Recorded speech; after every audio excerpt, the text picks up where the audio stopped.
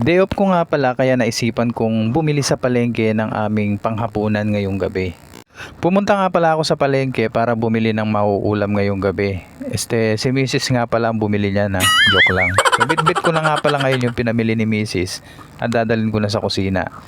Inihanda ko na rin yung mga gagamitin namin mga pansangkap para doon sa specialties kong lulutuin. Ito yung ginagawa ko pa sa isang bansa.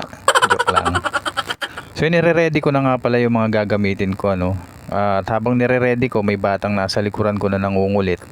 At so ngayon nga guys yan, hinihiwa-hiwa ko na yung mga gagamitin kong pangrekado. Nandiyan na yung kamatis, sibuyas at bawang. At hiniwa-hiwa ko na rin nga pala yung kamatis sa maliliit na parte. Habang hinihiwa-hiwa ko nga pala yung mga kamatis at mga rekadong gagamitin ko, patuloy pa rin sa pangungulit itong anak ko. So yun nga, yung lulutuin ko nga pala ngayon guys ay sikreto muna at mamaya ko na i-reveal sa inyo.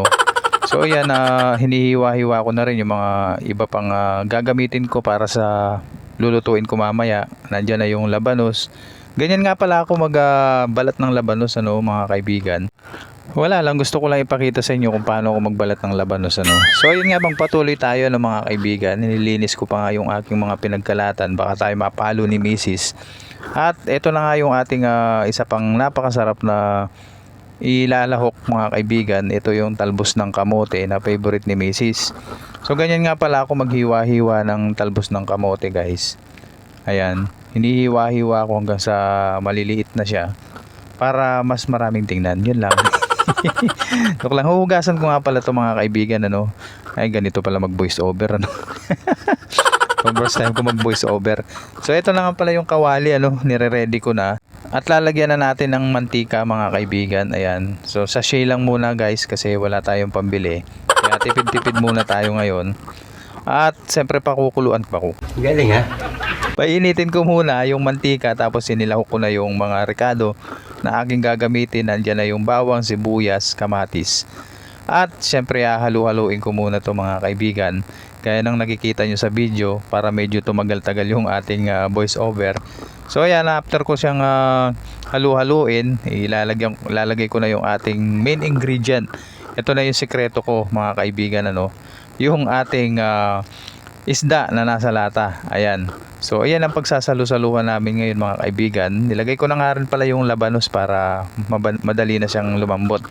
At siyempre halu-haluin ko muna, paiinitin natin at pakukuluan. Yan, lalagyan natin ng dalawang dalawang basong tubig. Ayan, para mas maraming sabaw.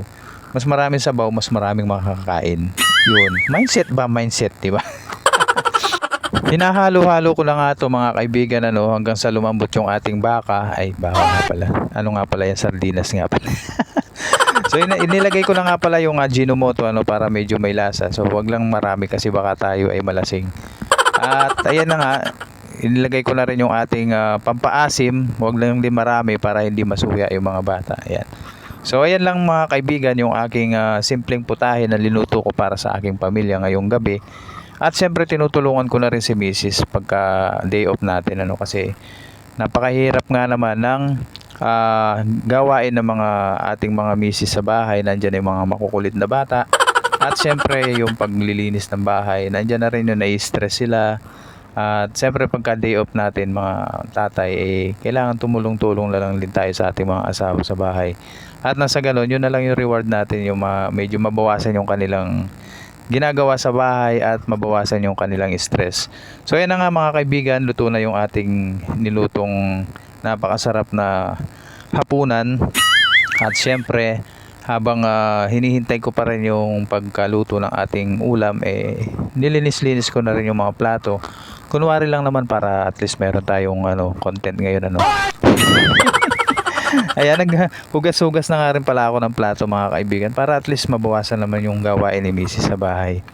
So ayan, tumutulong na rin yung anak ko, napakabait niya, naglalaba na rin. Hindi ko alam kung naglalaba o nagpapasaway. Nagpapasaway nga talaga. Ayan, so hinahayaan na lang siya ni Mrs. para hindi na lang sila mag-aaway at hindi na rin siya may stress. So ayun lang mga kaibigan, nandiyan yung mga anak ko, yan nagbababay na. So hanggang dito na lang yung ating voice over. Bye bye.